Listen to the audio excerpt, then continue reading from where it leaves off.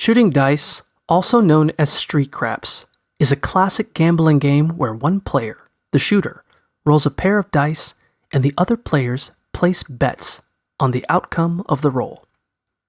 To start the game, all of the players ante up by contributing a small, predetermined amount of money to the pot. Each player then takes a turn rolling the dice, and whoever gets the highest roll is the shooter for that round. The shooter picks the betting amount they want to wager, puts the money in the pot, and chooses between two betting options, pass or crap. To pass, the shooter must roll a 7 or 11 on the initial roll. To crap, the shooter has to roll a 2, 3, or 12 on the initial roll. The other players must match the shooter's wager and choose between pass or crap before the game can continue.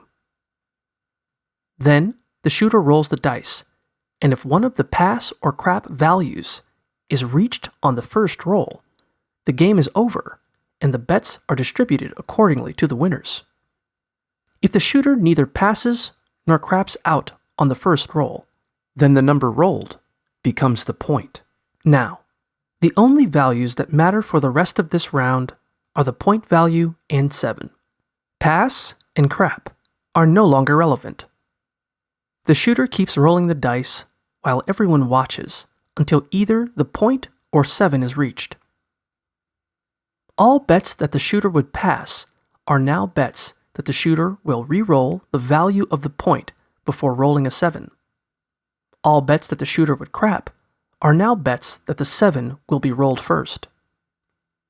As soon as the shooter rolls the point or 7, the game is over, and the pot is distributed evenly to the winners. To start a new round, the players ante up, roll the dice to decide who the new shooter will be, and gameplay continues.